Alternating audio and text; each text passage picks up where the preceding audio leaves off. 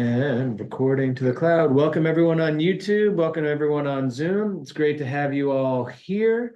It is very exciting today to have one of the return of the prodigal son, although I think prodigal means wasteful, right? So we'll just say return of an alumni from the Watershed Ecology Lab from the Odum Center for Wetlands. So it's great to have you here online with us, Elliot. So today we have Dr. Elliot White.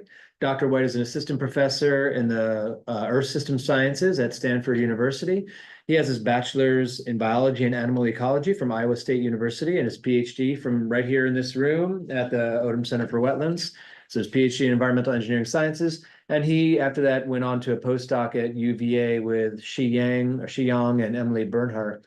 And since then has been at Stanford. So Elliot leverages his domain expertise and personal affinity and fondness for wetlands, as well as his interdisciplinary training in remote sensing, fieldwork, soils, plants, and more recently in people and social ecological systems, trying to understand how climate change is affecting natural and human communities. And maybe those are actually part of the same thing, but we'll hear a little bit more about that from you today, Elliot. So thanks for coming, and the floor is yours. All right, yeah, thank you all. I wish I was there in person. Seen so many of these presentations from inside that room, but happy to be able to be with you all on Zoom. So as David said, going to be talking about some remote sensing today.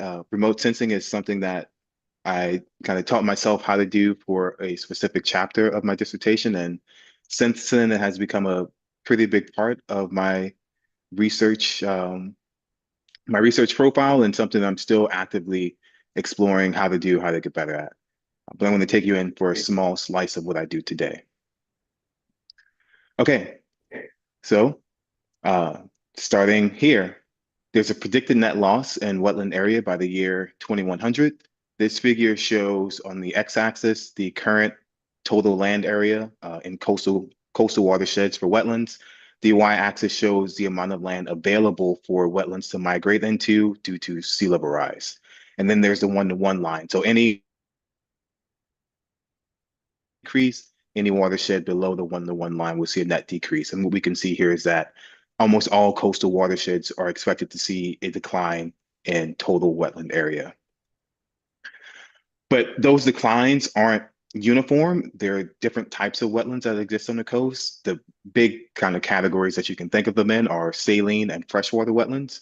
And freshwater wetlands in particular are the most vulnerable because they represent land space that's available for saltwater wetlands to move into. And so with sea level rise and continual saltwater intrusion, those saltwater wetlands have an opportunity to at least compensate, if not grow their total area, while the losses directly at the coast and at the water interface are minimized. But with these freshwater wetlands, there are multiple things that are impacting their ability to persist in the landscape. And these include sea level rise, storms and tides, drought, water management, and connectivity. However, despite these different things that may be impacting them, almost all of them lead to salinization, and salinization of freshwater wetlands is really the biggest thing to worry about because there's often nothing that you can do to mitigate those effects. And when we think about salinization and saltwater intrusion, I think it's really critical for us to separate out that they're both natural and anthropogenic drivers. On the anthropogenic side, we can think of very clear ways to kind of aid the natural environment. Whereas if we're thinking about natural drivers of saltwater intrusion, like hurricanes, for example, there's often nothing that you can do to stop that because it's typically part of the natural system. So kind of setting aside the differences, the different types of drivers, the difference in temporal and spatial scale, there's still a kind of diverse effect of salinization on coastal ecology in general, but I focus on coastal freshwater wetland loss. This image on the right is from Beaumont, Texas, a site that I've spent a lot of time in. Everything brown that you see in this image is cattail, sorry, not cattail, but freshwater vegetation that is dying because the groundwater level is too high. Our groundwater salinity is too high. We see this cypress tree kind of in the center of the image. This is taken during the summer when it should be fully leafed out, very green, but even in the shot, you can see that there's some browning of the leaves and the tree just looks very sickly, which is also another indication of the salinization of this area.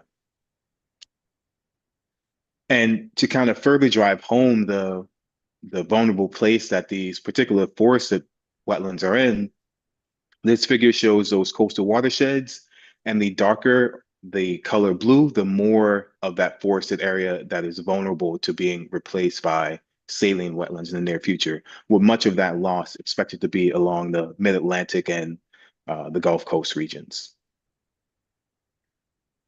And so what does that loss actually look like? I think oftentimes when people think of wetland loss, they think of land becoming water, but it's not really, that's a really long-term process in most places, particularly if your starting point is a freshwater forest. It takes a long time to become open water.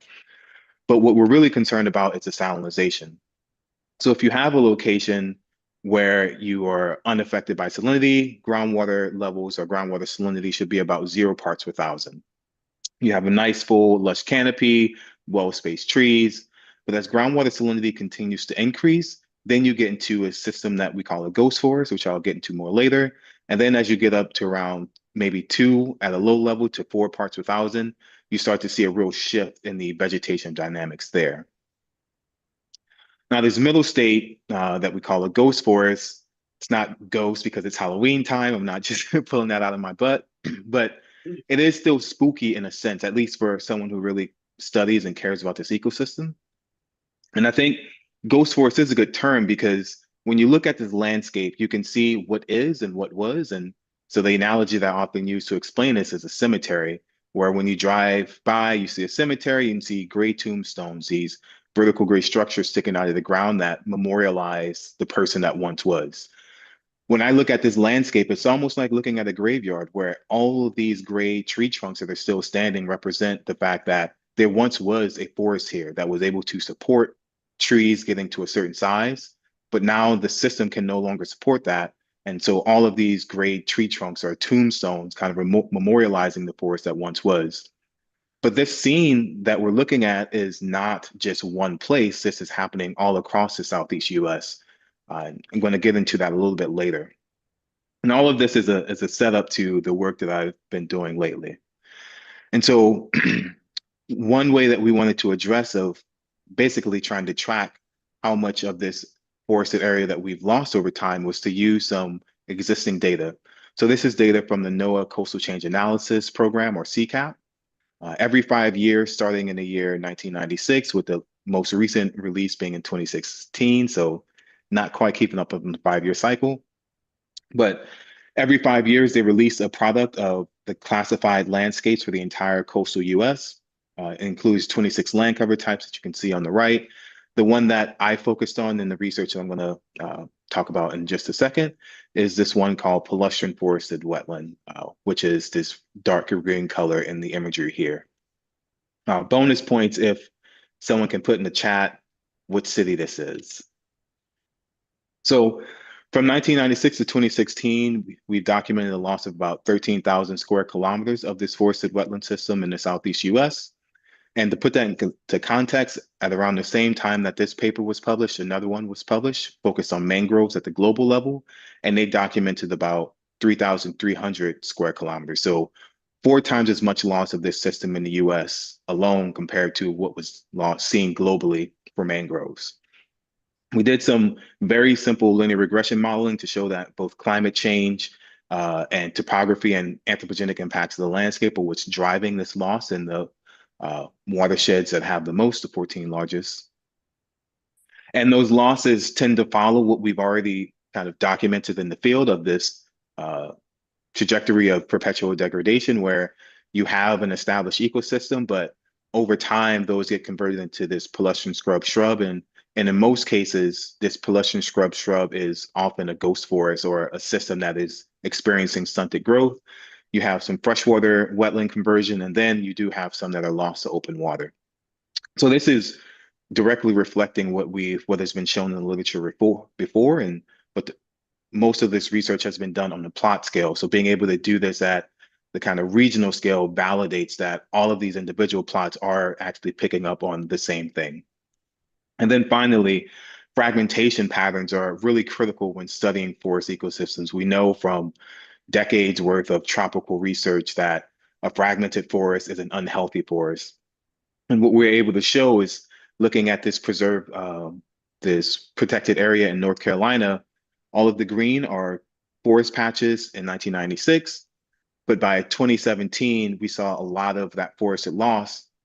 And as you may expect, some of it is along the coast, but you're also getting lost further in the interior because of the hydrologic connectivity that we've made with canals that allow saltwater to intrude further.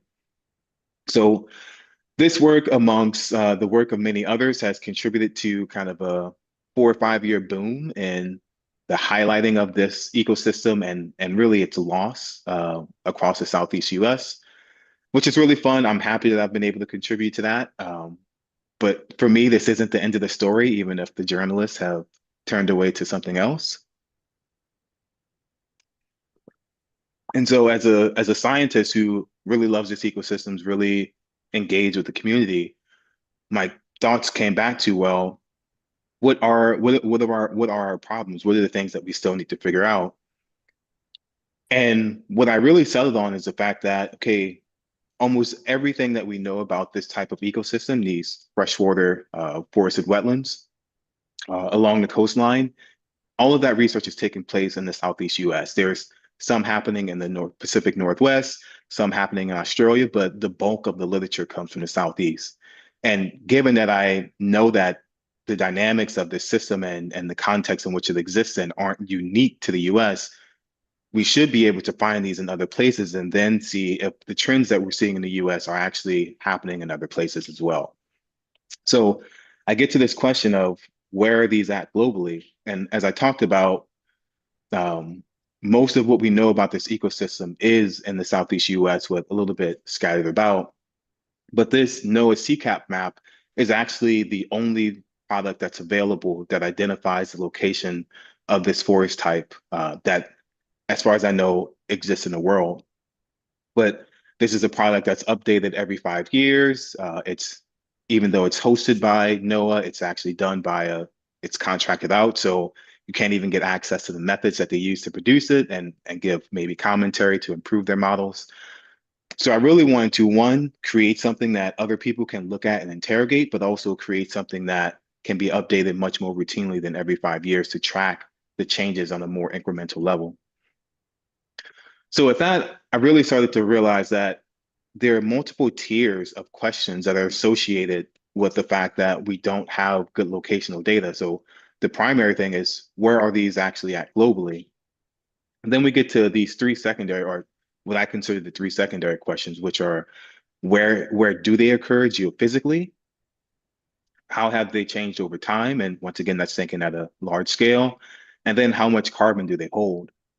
And from those, you get to a set of tertiary questions, which are a combination or which you need answers from two secondary questions in order to pursue. So these tertiary questions are, where can they occur in the future? And then what are the consequences of their loss with respect to carbon? And there's no systematic approach that's been identified to take kind of local scale stuff and really bring it up to a much higher scale, whether it's regional or whether it's global. So that's really what I set out to do with this research. Yeah, just checking the chat, just making sure no one dropped anything in there. So I have a background not in remote sensing, and I'll get into that in a little bit. But my first thought is, okay, I've done a little bit of remote sensing, I've done some classification myself, but this seems a lot bigger than anything that I've happened to do before. So how have others done it? There are maps of different types of coastal wetland systems that are made at the global scale, including for tidal marshes, mangroves, coral reefs, tidal flats, and other tidal wetlands in general. And all of these leverage the advances in computation methods, but also advances in computing power. And those advances in computational methods are machine learning, which in and of itself tends to have a high demand for computing resources in order to actually work and be effective. And so maybe was a field ecologist. I'm not sure. I actually haven't been out in the field in quite a long time. I think this picture on the top left is maybe the last time I was in the field, and that was from 2020. So I feel like a poser saying that I was a field ecologist, but my experience as a scientist really started in the field. And often the way that I think about remote sensing starts with, okay, if I'm standing in the forest, what am I seeing? What am I expected to see if XYZ happens? And then translating that into, okay, I understand this remote sensing data. What can I use to actually relate directly to what I understand in the ground? So I have this very deep on the ground experience, but I don't have the technical experience to pursue machine learning, at least not on my own.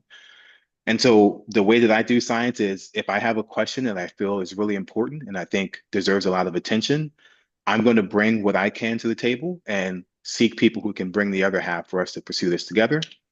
So that's what I did here. I formed a partnership with this organization called Collaborative Earth and my group, the Wetlands Ecosystem Group here at Stanford. And Collaborative Earth is really trying to center itself as a hub of people with really high technical expertise, particularly in machine learning and other computer science related things. And these people all have an interest in taking that skill set, and some of them work for big tech companies where they're not doing anything ecologically related, but they want to contribute to addressing the world's social and ecological concerns. So I pitched my project for using remote sensing and machine learning to identify this wetland type at large, and they accepted it. And I was able to put a team together. So I'm one of the 6 labs of Collaborative Earth. We're the Coastal Forested Wetlands Lab. So I'm the lab leader and I'm working with Dr. Lindsay Smart, who some of you may know. And the 3 people to the right of us have no background in wetlands, no background in this ecosystem, but they have very strong technical backgrounds in machine learning and application. And some of them have applied machine learning to environmental systems. So this was a really good opportunity for me to learn from a set of experts that I haven't had a reason to engage with, but also to share my knowledge and think very synergistically of how what I know can be brought to the table, how what they know can be brought to the table to produce something that effectively none of us could probably do ourselves. And so, yeah, this research was all about bringing machine learning to this world of these coastal freshwater forested wetlands. Uh, there's a lot of data that's needed for machine learning. I'm going to talk about both the pros and cons and how we navigated that. There's an internal process, which this figure is just super generic, but it's just meant to represent that the best way to really summarize what machine learning is, and particularly convolutional neural networks, which I'll get into in just a moment, is that it's a process that takes basic input information and tries to extract as much as possible through iterative steps of extracting different information, extracting, pooling, and ultimately bringing it all back together to produce something in the end that is a derivative product of the beginning, but there's a lot going on in the middle. In this particular presentation, I'm going to talk about 2 products that we've made and one that uh, we're trying to work on, get some funding to do, but a presence map of where this forest type exists currently in the US, and then a habitat suitability map, which once again is something that doesn't exist. So first, starting with the classification, the data sets that we use were Landsat 8 for the imagery, which is what we're going to predict this forest type on. And then we needed training data. So we're using the NOAA CCAP training data, which once again is the only data set for this location or for this type of wetland. This is not my workflow. This is just a generic convolutional neural network workflow. Once again, just stating that you have some basic input that is interpretable and intelligible to a human, and these algorithms will take that and basically rip it apart in ways that we couldn't even understand, connect it all back together, and then it gives us an output of saying it's a horse, it's a zebra, it's something. It classifies whatever that pixel was or that image was. Now, for a lot of machine learning, like the things that Meta are doing or Google are doing, they're using these extremely large image data sets that are already tagged. And by tagged, I mean they have for each image something identifying it for whatever feature that they wanted to look at. So whether it's a bunch of different images of human faces and they want to identify like where the eyeball is, um, they have like places where you can go and get that. For this ecosystem, there is no tagged data set. And so the NOAA CCAP data effectively became our tag data set for locational information. Then we pull Landsat 8 imagery. And if we assume that the CCAP data set is always right, then each pixel, we crop the image for the forested wetland type, and that becomes our training data that we're using to train the model to actually detect this ecosystem. I also mentioned the fact that you need large amounts of data. And when I talk about large, I'm talking about hundreds of thousands to potentially millions of images. We don't have that many for this ecosystem type. So uh, there's some things that we try to do, maybe weren't always successful in, but these are the limitations of trying to apply machine learning to a forest type that doesn't already have a lot of available information about it. So the algorithm that we use is a convolutional neural network, and there's also an architecture. And so this is a UNet architecture. I know for those of you who are like here for wetlands, it's maybe a little dull right now, but it's all worth it. So this is a U-shaped architecture in which you start on the top left. It reduces everything down, once again, kind of pooling and extracting information and pooling. And then it starts to bring everything back out and then trying to effectively reinterpret all of the things that got reduced down. And this type of architecture is actually really great for for when you have limited annotated data or limited tag data. So this was one of the ways that we tried to address that. And it's also very good for binary outputs as well. So this UNet architecture was developed in a biomedical field where they just wanted a simple yes or no answer. Do we diagnose this way or that way based on, based on imagery? And that's an interesting thing about a lot of machine learning things is that the place where it was developed isn't always where it gets used a lot. And so sometimes you're reading journals and articles where you're like, I have no idea the subject matter, but I need to understand these techniques. All right, so getting into the results. So the title of the slide kind of says it all. Good overall performance with large features being the easiest to detect.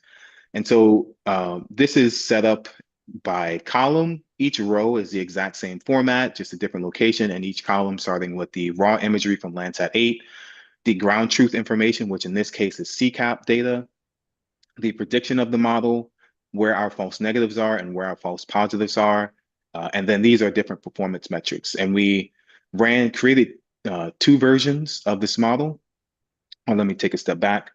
We ultimately tried out several different architectures under both the convolutional neural network and the UNet architecture, tried different models out. And so the model that performed the best was this Inception ResNet V2. Not going to go into all those details because frankly, I don't understand them myself, but it's just one of the many different models that we tried.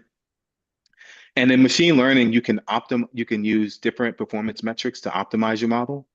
And so we tried two different versions. We tried the F1 score, which is a more traditional metric in the machine learning world for model performance. And we also tried kappa, which is sometimes used in machine learning, but used a lot in kind of more traditional remote sensing. The overall accuracy between the two models was different, but not so much different that we think one is significantly better than the other. And so while the F1 score had lower accuracy and lower kappa value, what we're looking at on the left are the outputs from that F1 model. And so getting back to the big headline for this figure, when you compare the ground truth to the prediction, obviously the ground truth has a lot more detail to it, whereas the prediction is much more blobby. But if you look at them both, they kind of roughly capture, the model roughly captures where these are actually in reality. And the ground truth data is 30 meters. So the amount of detail that we're missing is actually highly detailed compared to what the model is doing. So it's okay that it misses those things. And when we look at the false negatives and false positives, most of those things tend to fall in very small areas or just highly detailed aspects of it that the model currently is unable to predict. But in general, we're able to get extremely good performance, even dealing with the limitations of the input data itself and not having other potential data sets to add to this. So We have created a model that can do this classification. We're working on actually producing a full-scale map with that model, which is something I'll get into toward the end. Next, moving into the habitat suitability model. So this one required a lot more creativity. Once again, I like really throwing myself into things that I haven't done before as a way to learn it, if I feel like the question is really worthwhile. And so in this one, we're not using advanced machine learning like convolutional neural networks. We're doing random forest, which I imagine many of you have probably done before, or at least know about. So random forest is a little more simple. I'll show a schematic of what a random forest looks like next and kind of step you through what it does. But for habitat suitability models, the way that I started to think about this was, okay, if I'm standing on the ground, what information am I actually picking up on that lets me know that I'm in a forested wetland besides just the vegetation itself? And so there are things like elevation in relationship to the landscape around it that give me an indication. So we should probably have a DEM in order to predict that. Hydrography, so how this system is connected to different water features will also likely be very important. It's very unlikely you'll find a forested wetland in the middle of a desert because it's not connected to hydrologic features that can sustain that type of ecosystem or that type of forest type. And then additional surface water information. Um, but not just, we didn't just want to create a habitat suitability model that's purely geophysical. We wanted to have a climate component to it because we know that there is kind of a climate aspect to this ecosystem where if you're not in a place that gets consistent enough rainfall, then that likely means that the water levels in your regional area won't be able to sustain this ecosystem. Temperatures can also play a factor as well. So we wanted to make sure we captured those rainfall and temperature aspects as well into where this ecosystem can persist. And then finally, we still need training data. Anytime you want to classify something, you need training data. And the only training data we have are these CCAP data. And once again, similar to what we did for the first mapping product, the CCAP data gave us our locational information. It's where this forest type exists currently. We extract all of these data values for that location in order to train the model, which has its pros and cons that I will definitely get into later. So just very quickly, a random forest model is basically a decision tree where you have some input and you can just, if any of you have ever watched The Price is Right, I feel like I'm dating myself because I watched that when I stayed home from school when I was sick. But if you watch The Price is Right, there's a game called Plinko where they drop a token at the top and it hits all of these different pins and ends up in something at the bottom. Conceptually, it's basically the same thing. You have some input pixel or data, and then it at each kind of point, it gets moved into one side or the other. Then if it goes, let's say, to the right on this one, then it has another point where it can go right or left. And it does that until there's no more depth to it. And you can change the number of levels to your tree, but I'm not going to get into all those kind of fine-tuning details. And the part that really makes it powerful is that it doesn't just do this once and this is your output. It does this basically, you can create however many decision trees that you want, and it ultimately will aggregate all that information to produce one model that is a representation of the average of all of the models. And then that is your classifier. So that's how a decision tree works.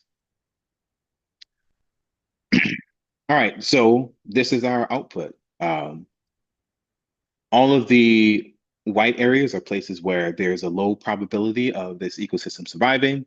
And the more blue it is, the higher the probability.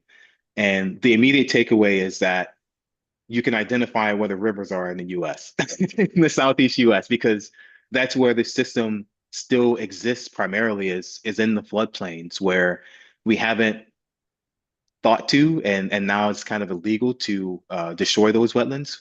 Hopefully that wetland protections don't continue to diminish if there's an administrative change. But for the time being, forested wetlands are effectively floodplain wetlands, almost no matter where you find them, with the exception of Florida, where you do have a much higher water table, so you get greater coverage in the interior. But we have places like Okefenokee right here, which is a protected area. We have the Great Dismal Swamp up here and a lot of other protected areas in the Carolinas. So this model is pretty high performance. You can see the performance metrics over here. Average accuracy of 0.86 in a remote sensing world, and accuracy of 0.85 or higher is pretty good. What 0.85 being like the acceptable minimum. So we are pretty good on all of our metrics. And then with random forest, you're able to take out, or not take out, but see what features were the most important for defining the final model. And the things that turn out to be really important are things that we would expect to be important, like elevation and slope. Elevation is really talking about how far inland you are, because typically as you go inland, elevation increases. This is a coastal system, so they should be typically in lower elevation places. Low slope kind of connects to hydrology, but the lower the slope, the longer the water sits in the landscape, proximity to the water, etc. And one thing that we haven't visualized yet, but that we did do is, because we added climate variables into this data set, and the climate data set that we use, which is the NASA Earth Exchange Global Daily Downscale Projections, I think, GDDP, for CMEP 6. That data set goes to the year 2100. So we can actually take our random forest model, we can update the climate inputs with a future time step, and then repredict this landscape with different climate variables to see if this ecosystem is changing the location in response to that. And it does actually change, but we haven't visualized that yet. So starting to recap and wrap up, there'll be plenty of time for questions, and I really would like a lot of questions. Taking you back to this slide that had a lot of red, and now there's some green on it. So starting with that primary question that I wanted to pursue, which is, where's this ecosystem at globally? Well, scratch that. We haven't gotten to the global stage yet, but we have figured out where it is in the US, and I feel extremely confident in the product that we've produced. And so from there, moving down to the secondary level, where does it occur geophysically? And that's getting at the habitat suitability model, which I think we were able to do quite effectively. These other questions are things that we're actually continuing to work on. And then one tertiary question that we got to, which is, where can they occur in the future, which I just talked about with having the climate variables in the original model. Now we're able to predict into the future based on new climate inputs. So now it's really pursuing what we couldn't do before because we didn't have that information. So these are some things that I'm going to step you through that we're actually able to pursue because we have these data sets. So one that's in progress is connecting historically marginalized communities and small scale landowners to ways to get ecosystem service payments. So right here, the map is showing you in green IRS opportunity zones. And if you're unfamiliar with that concept, the IRS has a program where I think census tracts or census block groups can apply to be recognized as an opportunity zone. And what that means, you have to be below certain economic thresholds. And if you are identified that way, then the IRS creates pathways for businesses to get tax breaks to set up business in your area. So it's really meant to encourage economic development in places that have poor economic development.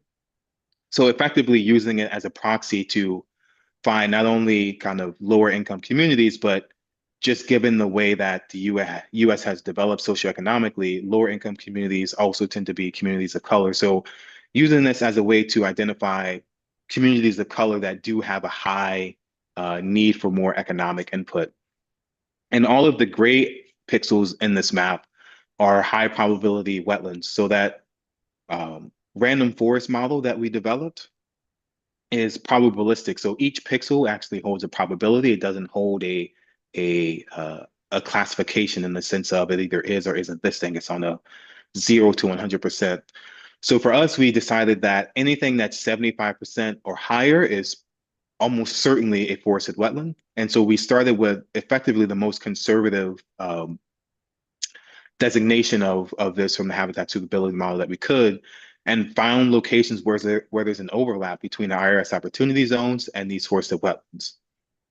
So using this type of approach and some other data layers, we get to here actually. And so continuing to work with Collaborative Earth, Dr. Aaron Hirsch, who's the overall leader of Collaborative Earth and leading this part of the research, working with Marcus Ryan and Sarah Bergman, we put together a proposal to the USDA Forest Service for a call that was focused on, you can read it right here, but supporting underserved and small scale acreage land participation in emerging private markets. And so this was a collaboration between many different institutions. And once again, I'm a pretty collaborative person, but I don't know how to do everything. But Aaron, Marcus, and Sarah really put together a great team, bringing kind of my research group in from Stanford, linking up with people at Prairie View A&M. And the connection with Prairie View A&M is that they were able to use this map product to find find landowners in that area who could be accessible or gain access to these kind of private markets. And Prairie View A&M being an HBCU, a historically Black college or university, HBCUs tend to have high engagement with their local communities. And so we're bringing an institution that already has a strong connection to the local community, which can make this research move a lot faster. And then there are these kind of additional aspects where we're going to kind of document and codify the approaches that we're using in order to make them more accessible for other people, do some learning curriculums, and then Plan Vivo as the actual private market entity that we're working with. So they have a history of kind of helping low-income impoverished communities get money for land that they own through protecting them and effectively receiving money for preserving those ecosystem services.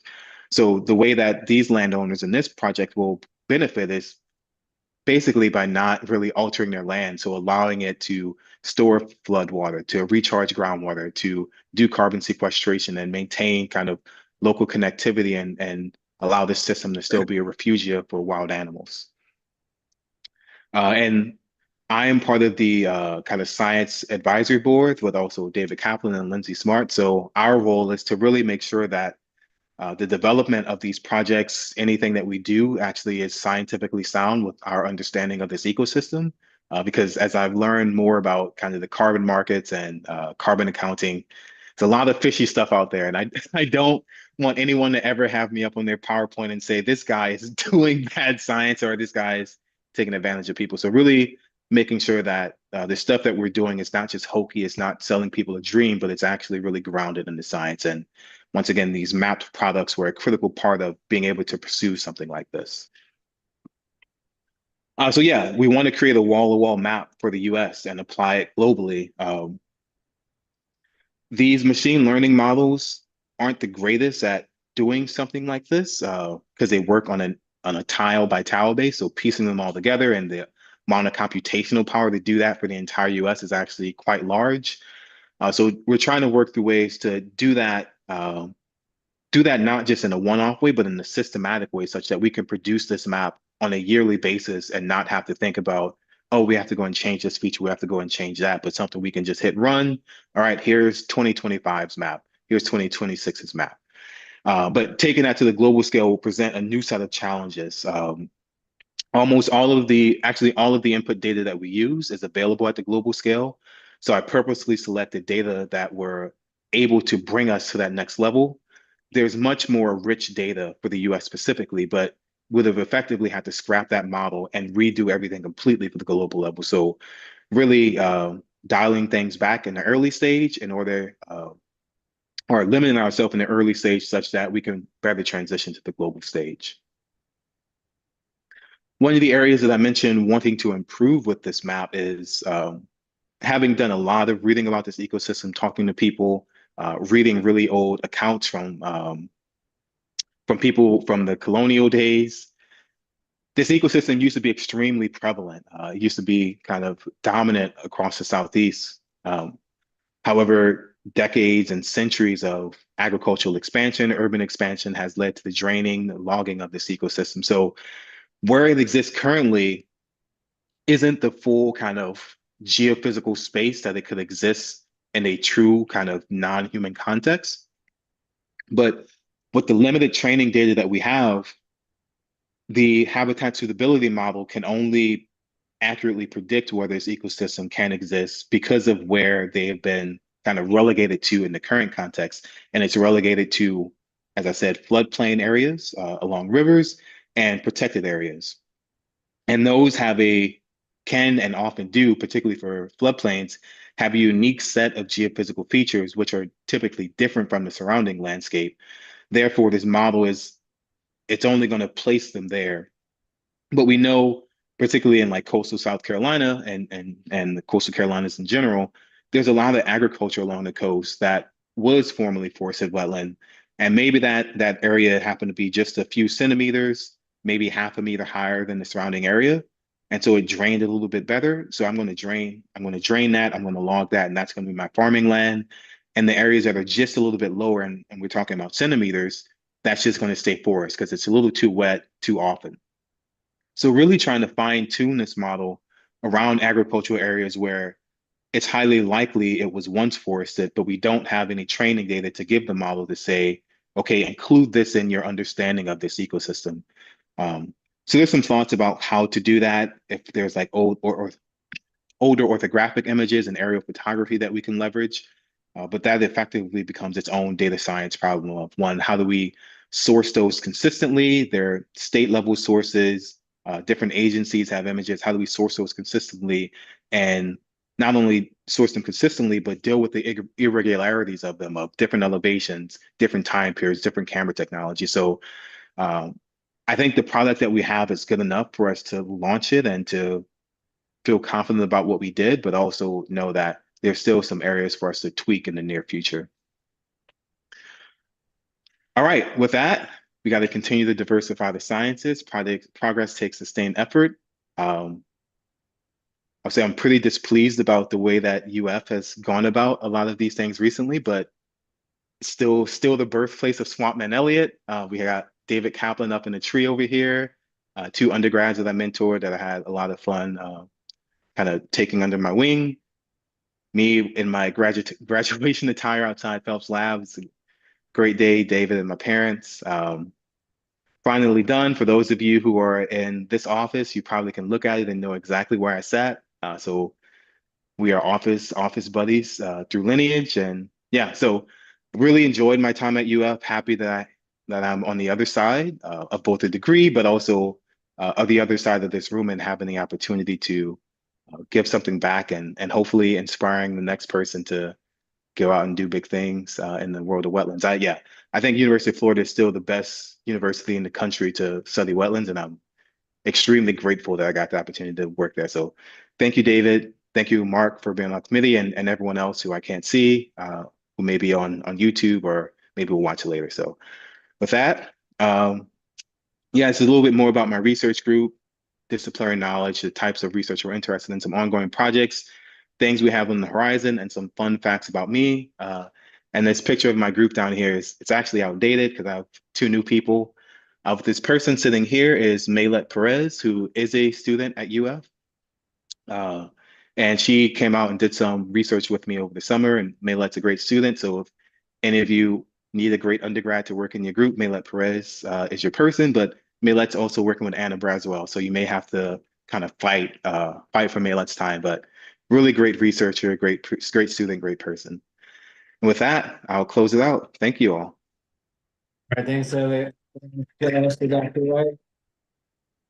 Excellent. So we'll go to YouTube and Zoom first for some questions, and then we'll come back to the room. So if you're on YouTube, if you're on Zoom, you got a question for Dr. White, either unmute or put it in the chat. And if you're watching the chat, yes, it was an easy question that you put in there, but Katie got it. Katie Glodzik got it from YouTube all the way in the other wing of the Phelps Lab or wherever she is. Okay, let's see here on YouTube. We have a comment, excellent example of both thinking outside the box and collaborative research. That's from Jason Everett, so that's a nice comment. Yeah. All right, I'll seed the questions here. Okay, so you had pretty darn good convolutional neural network, F1 scores and kappas and all that.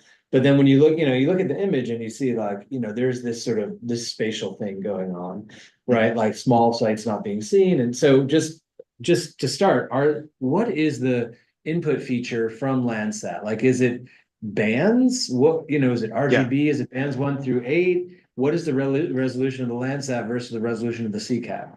That's two Yeah. questions, I guess.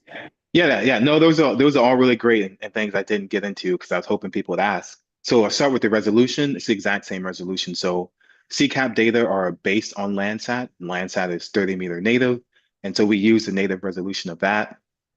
The inputs are most of the Landsat 8 bands, including some vegetation indices. So EVI, NDVI, SAVI, which is soil adjusted vegetation index, and I think one or two others. So those are the actual input data that the model is kind of piecing everything together on top of. And I purposely didn't include kind of geophysical parameters in that model because once again, thinking about the global scale and really thinking about that those layers aren't updated routinely. So if I build a model with those geophysical layers built in, I feel like if I try to do this in a different time step, those are really going to hammer it down into one place. And it doesn't give it the ability to be a model that can react to new input data, new imagery on a routine basis. Yeah. You want to just run Landsat 8 as your input features and do it anywhere or anytime. Yeah. And really part of the reason for focusing on Landsat is it just has the longest period of record for satellite imagery, at least publicly available. I'm sure the federal government has some really great stuff they're not letting us get just yet. Right. But Landsat, you can go back to 1985. With the CCAP data, you can only go back to 1996. So the one of the other goals is to really extend this all the way backward and really to critique myself. Like I think that CCAP data set is great, but I know it's not the best. And so if I can do something that's a little bit better, take us a little bit further back in time, did the trends that I identified before, are they still relevant or is it actually more dynamic than what I was able to capture? So I'm really good at self-critiquing and finding ways to kind of better interrogate my science is something that motivated what I did here. All right, I think Brittany might have a question because she turned her camera on, but before you ask on, again, drop in the chat if you know what is on Elliot's tie. You know what's on Elliot's tie. Okay. Go ahead, Brittany, you got your question. Oh, well, two things, I guess. I mean, one is real easy, but okay. Your tie pin is easy. But go ahead, Brittany. Oh, connecting to audio. You can drop it in the chat. Yep, very good. All right. Other questions from the room? I have two like machine learning kind of experts, we'll call them. Any questions from you guys? I guess if you're using different bands from Landsat, um, I was thinking about like the rainforest, and I don't have as much experience using CNNs, so it's been a while.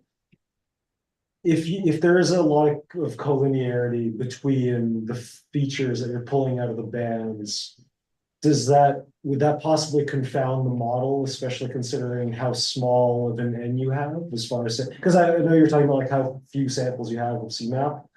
So maybe is that a possibility to maybe select bands that have more explanatory power rather than, I don't know if you're including like all 8 bands rather than like selecting 2 or 3 that have more of a relationship to the features you're trying to extract. Yeah, that's a very great question. So the gift and the curse of convolutional neural networks is that they are able to extract things that the human brain can't really think about, and still be very accurate, but they often you can't know what's going inside the black box, which I'm sure you understand. And so whether there's collinearity, we would have to do a side test to find those things, and I'm sure there is some of that. But I think I wanted to steer clear of removing information that I think is not useful and let the model truly determine what is useful or not.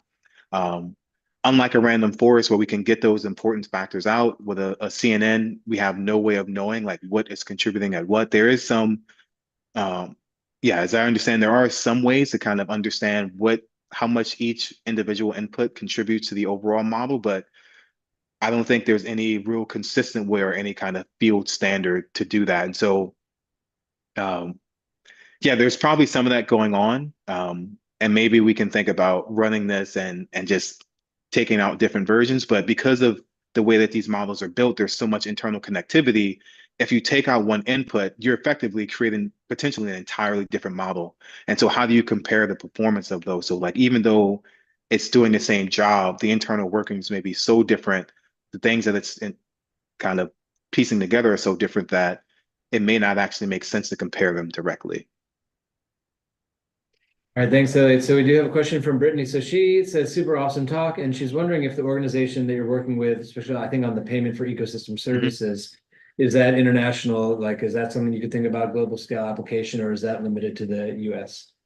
Yeah, so it is an international organization. I think they're based in the UK, and they may have some projects in the US, but I think most of their projects are outside the US. And so, yeah, they would definitely be, I think, more than willing to kind of, assuming like this first partnership goes well, I think they'd be willing to continue working together um, and kind of help along in that process. Can you hear me now? Yes. Yeah.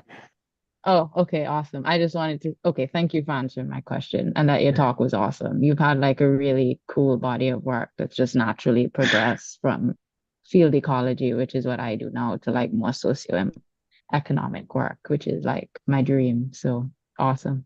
Yeah, thank you. It's I think like when I'm mentoring my students, I always tell them where I started and where I'm at, and really just to encourage them that just pursue your curiosity. Like if I have a question, like I always feel like I have to go and answer it, and I have to do what it takes in order to answer it. So if that pushes me into remote sensing, then I go and do it. Right now, I'm thinking about much more in the human landscape, and so how I can bring humans more directly into my research. And I have no background in human engaged research, and so I'm learning all of those things as I go because that's what I need to do to satisfy my curiosity. So I'm a very curiosity driven person that sometimes it's hard to get myself to say no to new questions just because they're outside of what I know.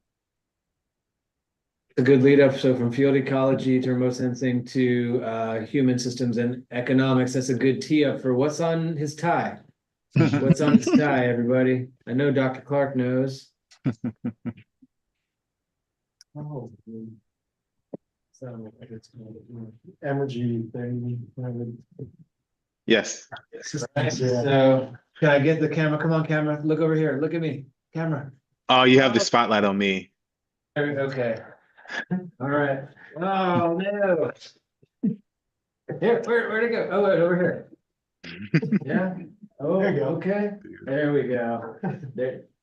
Big systems diagram. Okay, so yeah, he's got a systems language tie going on there from Howard Odom and the systems ecology program here. So Yeah, Mark Brown's, Dr. Brown's general and general ecological. Yes. Yeah. That I think was one of the most transformational classes I've ever taken in my life. Because the idea of the macroscope, I had never come across that before. But really the idea of like there are multiple levels of inquiry. You can look at the same question, the same problem from kind of the big scale all the way down to the small scale. And that I think really having taken that class made it easier for me to get into remote sensing because the scale that you're working at is significantly bigger than the plots that you may spend 3 or 4 years plotting around in.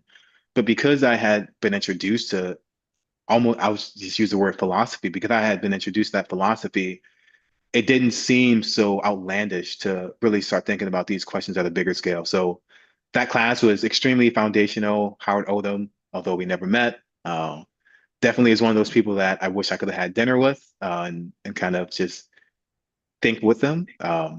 So yeah, this is I wore this today for many reasons, but yeah, although I don't write in the systems energy language, like it is useful as a thinking mechanism, and it's this diagrammatic approach to thinking about science is it's very often like how I think about science in my head. It's very diagrammatic and pictorial and how things connect to one another. So it felt right, which is just saying UF was the right place for me.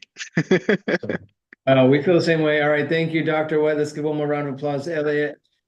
Appreciate you. And you're going to AGU? I'm not going to AGU this year.